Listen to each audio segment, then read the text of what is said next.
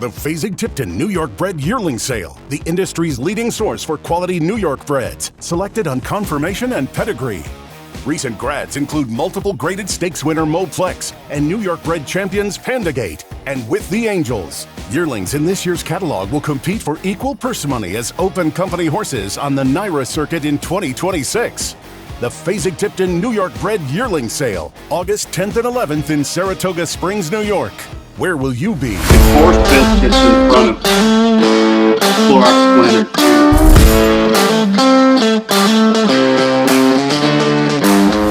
Welcome back, ladies and gentlemen, to the Horse Races Now podcast. We're excited to be back with you. Kenny is still in Saratoga, but I tell you what, first thing I want to ask you about, Kenny, you had a horse run this past weekend that almost lapped the field, and everybody is absolutely going insane over Blackout Time. What a race that was. I think I told everybody about this. You did. Already. You did. You did. You said, hey, this horse is a real deal. I got a good 2-year-old here. Man, that was a good race. He's freaky talented. Yeah, and that horse very likely puts us right back on the Derby trail. So fingers crossed everything goes good with him over the next 9 months, year. Should be a lot of fun. All right, so that was kind of my question there, Kenny. Is the Derby Trail the next step? Somebody actually asked on one of our podcast areas here, is the turf ever an option for Blackout Time? What's next? He actually does have an interesting pedigree, that horse. That horse is he's second dam sire is Sadler's Wells, and third dam sire is Shirley Heights. So yeah, that is English Derby successful sire lines down in there. But his sire himself, well, actually Giant's Causeway on the top through Not This Time, and then Elusive Quality is the broodmare sire, which is American Dirt Speed. So there's some interesting paths that could be taken there. So we'll see how that goes. There are people that are highly interested in buying into the horse or buying all the horse. So that could change the ownership at this point. But, look, just exciting. Again, we're going to probably be real patient with him from here. I'm probably not going to run him again until the Breeders' Futurity in October. Okay. And we will let that play itself out. But I think the future's bright, very bright. I think I have a couple more questions of Blackout Time as I get down the list, but there's a couple of things I want to get to here first. Really, this weekend was an unbelievable weekend for you. You had I had some friends that are our church friends that were in Saratoga. They said they stopped by your barn and said hello. But boy, they made some money this weekend betting Kenny McPeek horses. I tell you what, it was a good weekend. Yeah, it was. We had Golden Eye win here at Saratoga. Right. We had several winners at Ellis Park. We had several winners at Colonial. So yeah, we're hitting on all cylinders. Couldn't be happier with everybody that that's working out there. And we've got a great group of young horses again, and the older horses are striking. Mystic Dan's running in the Arlington Million Saturday, which is a race that is going to intrigue a lot of people, whether he'll like the grass or not. I don't have any doubt he will. And then Thorpedo Anna's doing her thing. These two have been stellar in the stable for a long time now, and a list of other horses out there that are doing good. So yeah, good period. All right, so Mystic Dan on the turf. What makes you think that he's going to like the turf?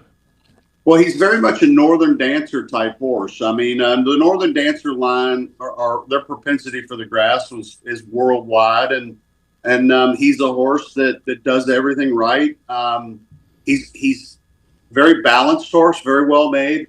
He's got a nice link to his pastern, which might be a trait of grass horses, and he's already won at 1.25 miles, so I don't think that's an issue. But, it's going to be a learning experience, but at the same time, you never know till you try. And it's $1 million, grade 1. So can't do anything but enhance his pedigree. How's the competition in that one?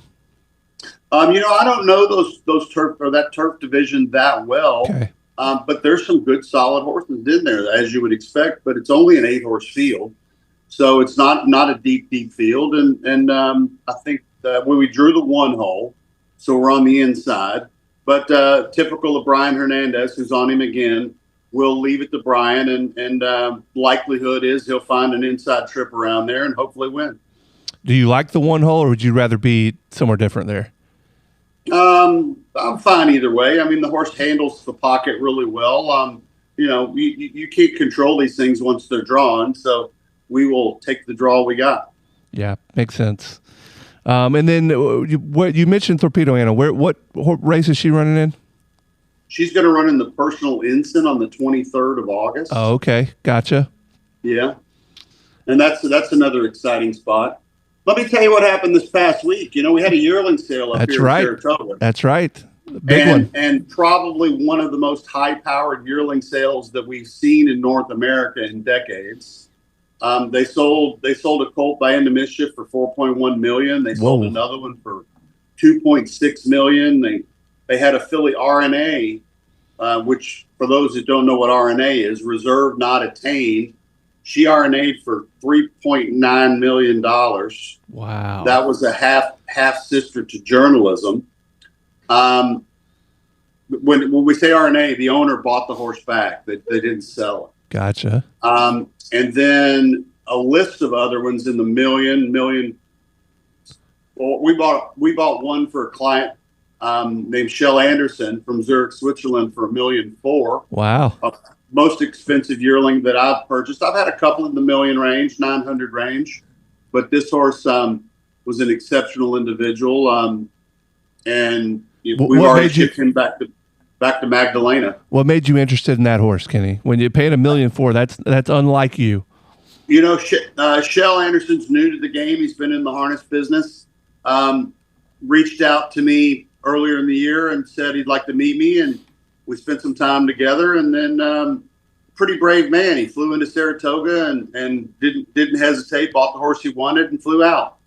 Yeah, it seems like really cool guy, and we're excited to help him, and who wouldn't be at that level.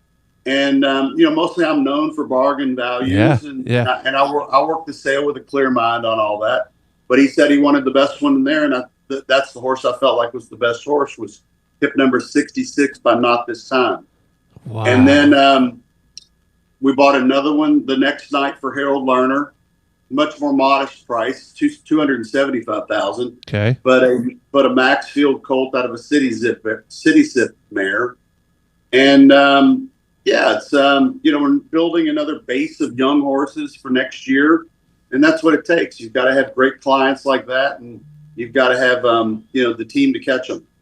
And then this week, the New York bred sale. This is another Fasig-Tipton auction. The New York bred sale. They start showing these today. So we've got some work to do on that. I'll probably start digging into these this afternoon, and I think there are around 300 in this auction that are all New York bred and foaled. And so we've got that, and then I leave for France for the Arcana sale. Mm-hmm. Arcana is in Deauville. Really interesting trip. There's a private plane that leaves from here in Saratoga, goes from Saratoga to directly into Deauville, and then we spend 5 days there, and then come back into Parks, where I'm going to run 2 horses at Parks in preps for the Pennsylvania Derby and the Cotillion. Gotcha. Hypnus and another filly named Decadent. Okay. We're going to run there on the 19th. So we've got a busy month, and then leads us into Thorpedo Anna on the 23rd. So, what is it? No grass growing under my feet. Rocking and rolling. All right. But it's that time of year. So, Kenny, obviously Fasig-Tipton is a sponsor of ours and a dear friend of the show. So, really cool that they had such a successful event. $4.1 million. What makes a horse go for that much?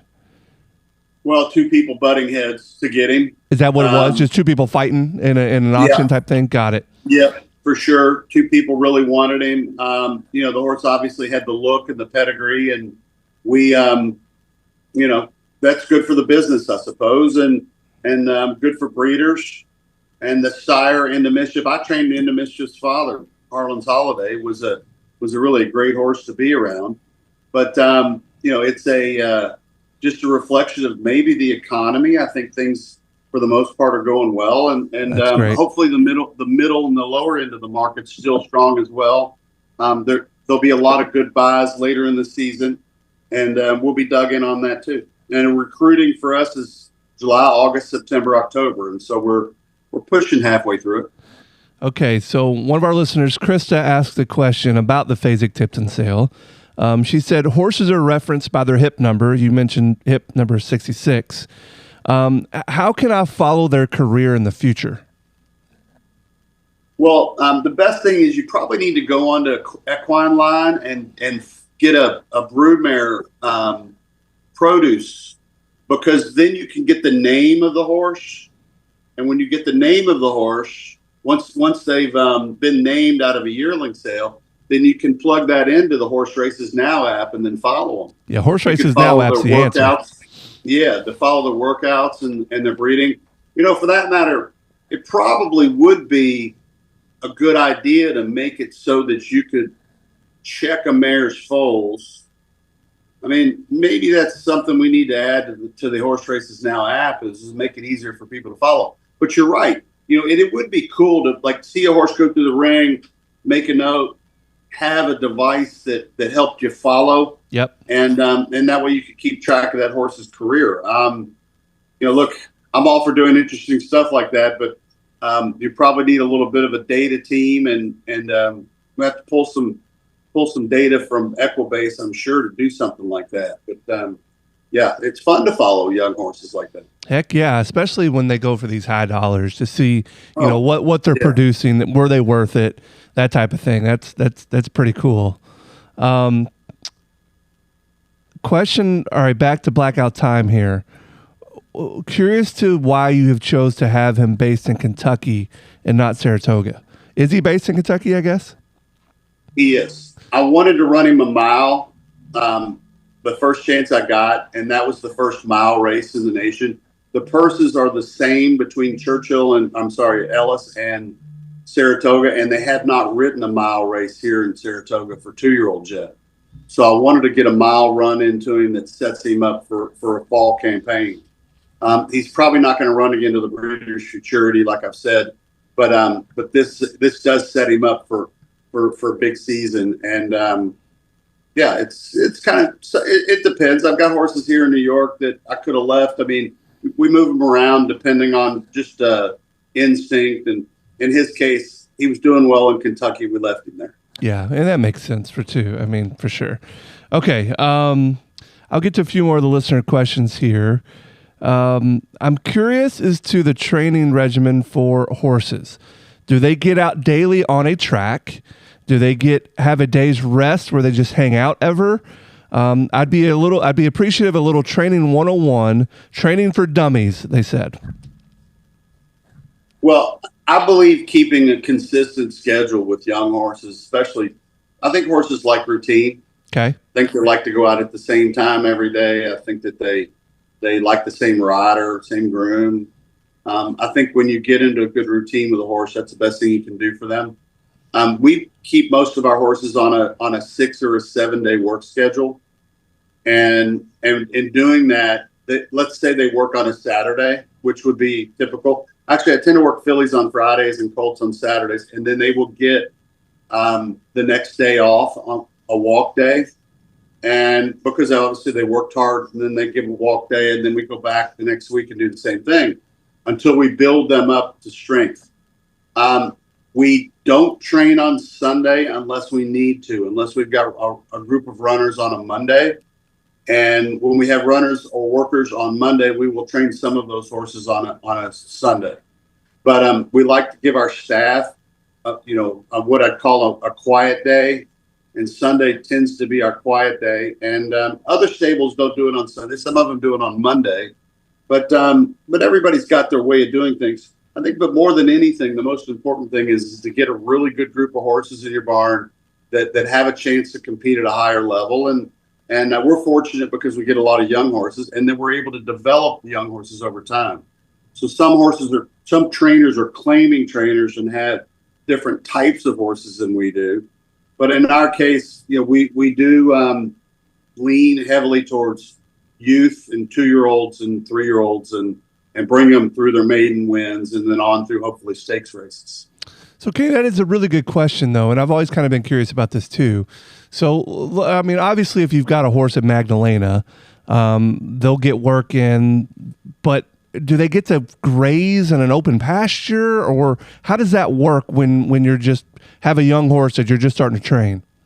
Well, we've got a dozen that are in training in Magdalena right now, but they do have paddocks to turn them out in if we choose to. But when they're in training, we tend to probably keep them in and then walk them during the afternoons. But turning them out in full training is a little problematic because they might burn too much energy in the field. Yeah. But if they're on layup, the field's not a problem. But it just depends on the horse and the setup. And, we try to take them all as individuals and figure out what's best for them. So this is a 365-day operation. Like, there's not a day you can just be like, the horses are fine, we're not going to mess with them today. Like, I mean, you got to have people on top of these horses all day long, every day. Oh, yeah. No, absolutely. Everywhere. It's all encompassing sometimes. The logistics of that just seems insane to me. As many places as you have horses. Here's the insane part. Here's the insane part is that here we're taking care of livestock, and yet, like we deal with the Department of Labor, and they treat us like we're a factory where we have to hourly and and everybody has the same routine every day. And our business is different than most businesses, and that yes, we are, animal focused, and we have to deal with Department of Labor trying to get us to make sure that we have all these hourlies, but at the same time, it's the same hours. So I don't know. I probably went off on a tangent on that one, but it's a little frustrating that the government thinks that we're supposed to treat our labor like they're factory workers, and they're far from it. They're passionate about what they do with the horses, and they love being around them. And most of the people that work for me are here because they love the animal, so it's a kind of a different dynamic. We're going to get to a question here in a second. It's a little bit negative to that, but I'm going to get there in a minute. This listener says, Kenny, your first career, and I'm assuming they have this right, your first career win came at River Downs, which is now Belterra Park, in 1985 with Final Destroyer. Is that correct? It's true. Okay. All right. Do you remember that moment, what it felt like, and did you have any idea then what your career would become? I remember that moment very well. I didn't have any idea where I would go from there. I was actually just helping my father out because he was having trouble financially at the time, and I really never dreamt of being a horse trainer. I was actually more interested in the bloodstock side of it. Mm-hmm. And I did my first horse deal at 19, well before I ever trained a horse. Gotcha. Flipped some brood mares back in 1982. Wow. You ever tell that story? I don't think you have. Funny one. It's a funny one. No, I don't think you have. Maybe we'll cycle that one in one day. But let me finish the question.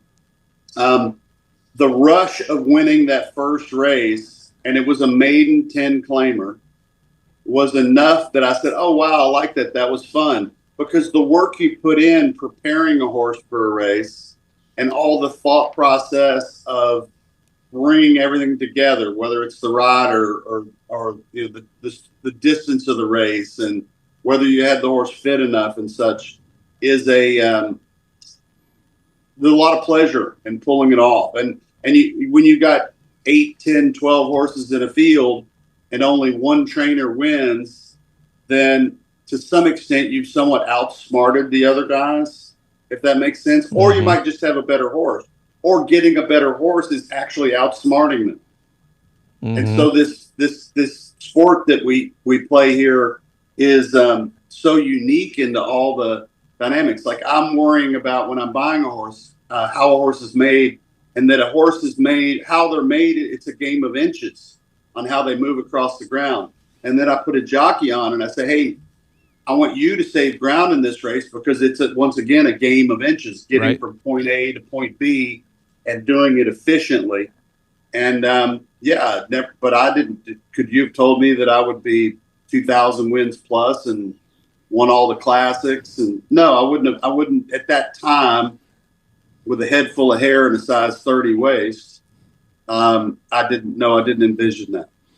Pretty cool though, man. I mean, and I'm assuming when you got that win, it was like, I want more. I want more of this. Well, the truth is that financially, my father couldn't pay anybody. And if I didn't win, nobody was going to get paid. Got it. And so the motivation was strong. And I had to constantly concern myself with the financial aspect of the daily. I mean, he couldn't pay me, and like I said, it wasn't. I didn't start training because I wanted to be a trainer. I did it more out of one, helping him, and then it was survival instinct. And I think it's made me better at it, though. Yeah, amen. It has. Yeah, let me tell you the story about Washington. Yeah, please. So I'm a sophomore in college. Okay, 19 years old. And I go down. I had a bank account at a little bank downtown Lexington called American Bank. It was on Short Street in Lexington. Mm-hmm. And I went in to make a deposit. And I had odd jobs through college. And so I'm making the deposit. And the banker had a stack of pedigrees on his desk. And I've been reading pedigrees since I was young, right? And so I asked if I could see them. And so I started scanning through these pedigrees, and the pedigrees were pretty good. The horses were in Washington State. They were in a private dispersal. I believe the husband had died, and the widow was forced to sell everything, or they chose to sell everything. And there were 7 stakes winning mares in that stack of pedigrees. Okay. So I asked for copies. Took the pedigrees back to my father and said, look, these all stakes winning, stakes producing mares. At the time, the market was really strong for those mares, those type of mares. I said, these horses are underpriced. They're worth more here than they are in Washington State. He's like, yeah, I think you're right. So he takes them to another guy named David Adams. And David looks at him and says, yeah, it's, good point. So we made the decision to fly out there and see these horses. Okay. So we fly into Seattle, Washington,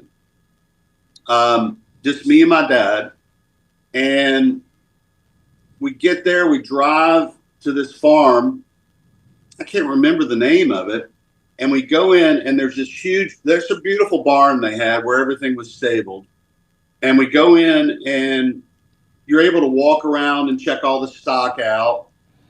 And then at noon, they called everybody up to the farmhouse and said, everybody's got to leave the barn, and we're going to tell you the terms of the sale. So the way it worked is on the stall door of every horse, there was a plastic. I'm going to try to show an example here. There was a plastic card that had the horse's name on it and had the price. Yeah. And the deal is that everybody had to stay up at the farmhouse, which was about 100 yards away from the barn. They served lunch, and then after lunch, the auction was going to proceed. Well, the deal was real simple. You went down, whoever grabbed the card first, you walked back up the hill and you wrote a check for the horse. Okay. So the 7 mares that I told my dad, these are the 7 mares that are stakes winners, stakes producers. We looked at them all that morning, and we didn't know. We thought maybe they were going to auction them off like a bidding auction. Right. No, you just had to grab the card. Once you grabbed the card, you were good. And you just walked up and wrote a check. Well, it wasn't walk up. They pulled a rope. They took this rope and they pulled it across the yard of the farmhouse. Everybody had to stay up on the hill. And when they dropped the rope, everybody was allowed to go down the hill. Was it a race? It was a race. So I'm 19. No big deal. Right. You know, I'm playing basketball for 6 hours a day when I was that young. Yeah. I said, Dad, stay here. Don't hurt yourself. I got this. I got this. So they drop the rope, and I run down the hill. I circle through the barn, get all 7 cards, walk up the hill, handed it to him. $75,000 worth of broodmares. Okay. He got the check written. Actually, David Adams is the one who sourced the money. Right. And we put those 7 mares on a truck and brought them back to Kentucky and flipped them for double. Oh my goodness! In 2 weeks. Oh my goodness! Yeah, do you have 1982. Do you have any competition in this race when you're running down there? Were you the youngest one there? I remember running down the hill, and I remember somebody hitting the door at the same time as me, and I remember kind of like moving them out to the side, so I beat them to the door. I love it. And I curled around the barn and got all the mares and done. And I would love to go back there one day and see that property. Man, I hope that property's still intact. I remember it being beautiful. I remember it raining in Washington State a lot. Oh yeah, that's Seattle. But that was the first horse deal that I ever did in 19, and the deal was simple. The guy, I was supposed to get a third. My dad got a third, and the other got a third. And so this $25,000 hit for a young man, right? Heck yeah. Yeah, and of course, my dad says, look, I'm going to hold on to it and help pay your way through college. Uh-huh. Yeah, uh-huh. But anyway, lesson learned there. But, that's how I kind of got started. Wow. I really thought I was going to be a bloodstock agent but training horses has evolved me into a bloodstock agent because I've trained so many horses. I know what they look like. And I like to say I trained enough bad horses to know what they look like and enough good ones to know the difference. That's right, man. It's all about experience. Explain to me when you walked in the bank and you saw these stack of pedigrees. I mean, obviously that was just a coincidence. Why did the bank have it? I guess they were sent these pedigrees by somebody. I mean, I think from what I could tell, they came through on a fax machine. And I believe that the farm in Washington was trying to get the information out there, so that people would participate. Okay. And for me, they had underpriced them, and look, it was a good deal. It was a fun deal, and it's actually been a fun story for decades. Oh man, what a great story! Yeah. That's ran awesome. down that hill. I wasn't gonna let anybody. Heck no, man. Mares. That's awesome. Yeah.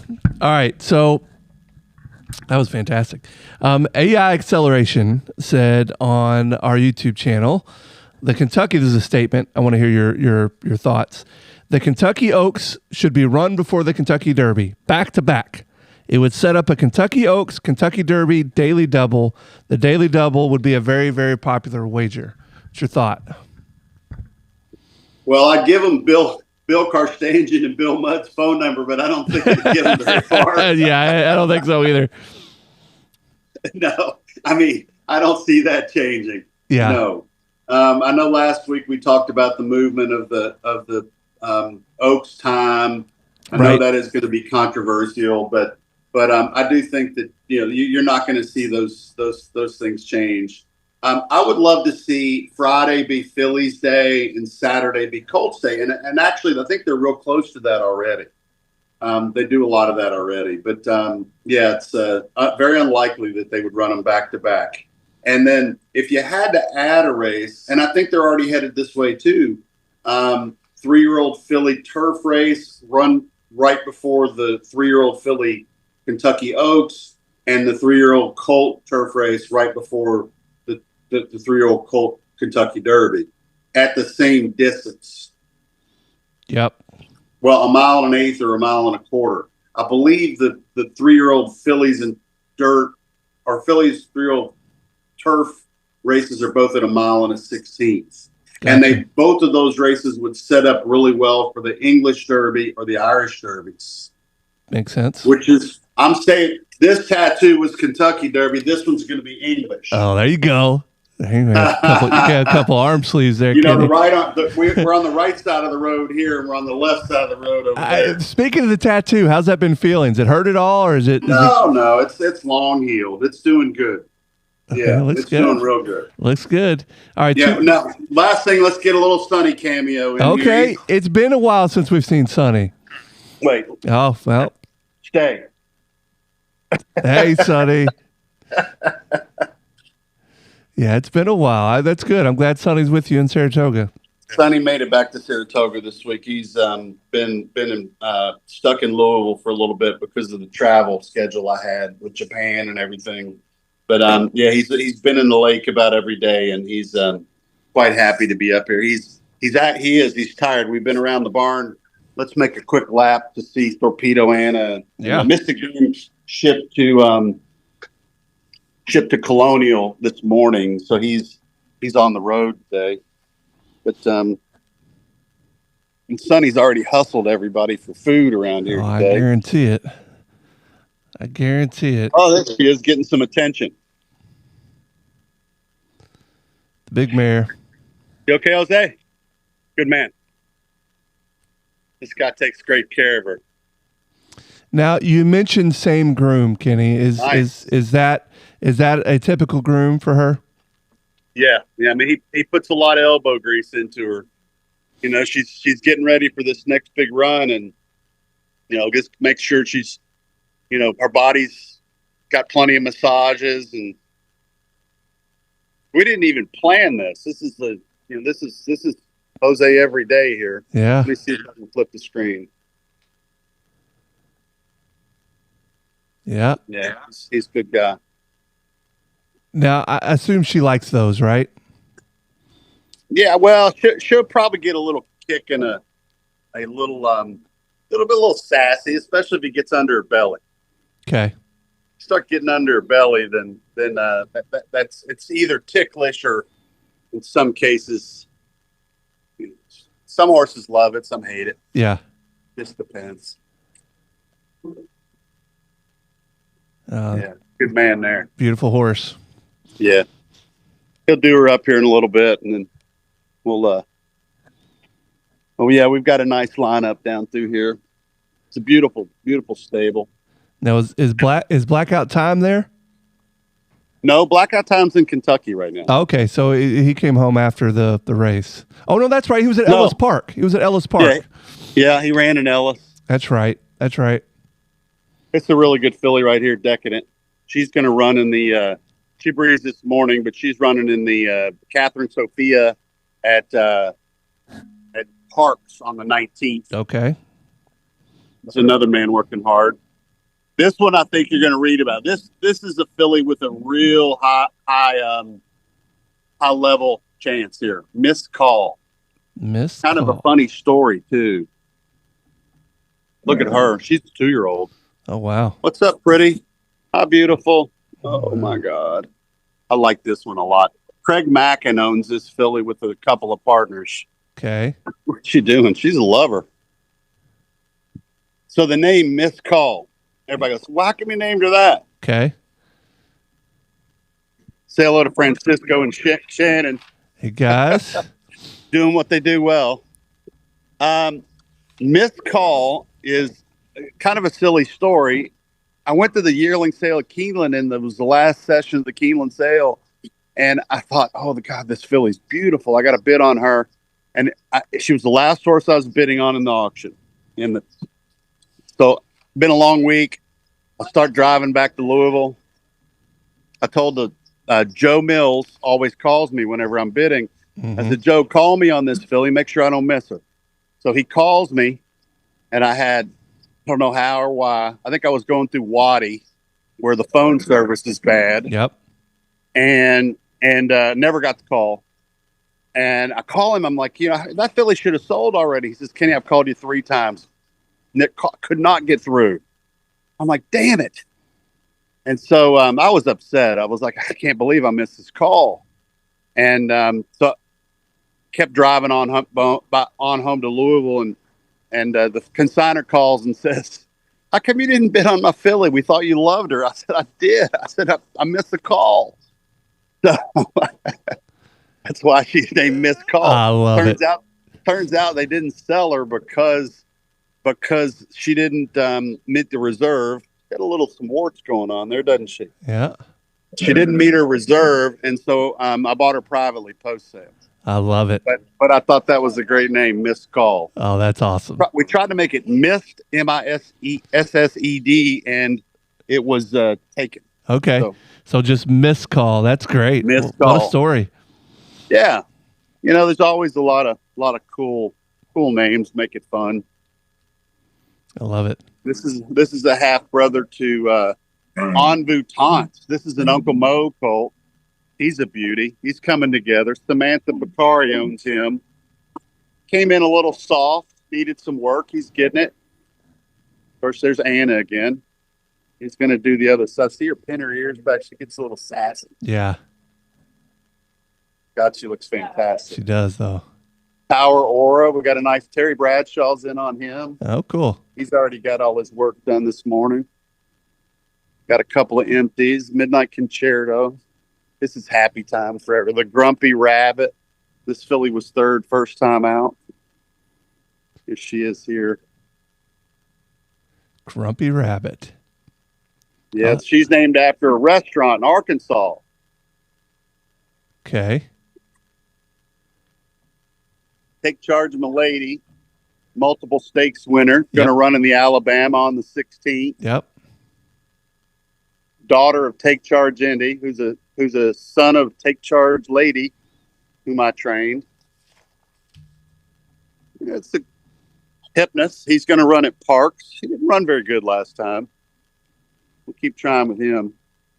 He's a better horse than his last race. Yeah, makes sense. Zippy Mark we entered today, and Gould's Gold. Yeah. We love this colt. He owns a track record at Churchill Downs. Really? What you doing, big guy? Oh, I love gray horses. Track record at Churchill going 1 1/8, which is a really, really tough distance to own a track record. He's going to run in the Charlestown Classic. Nice. He's another Golden Sense colt. Okay. Bernardini mare.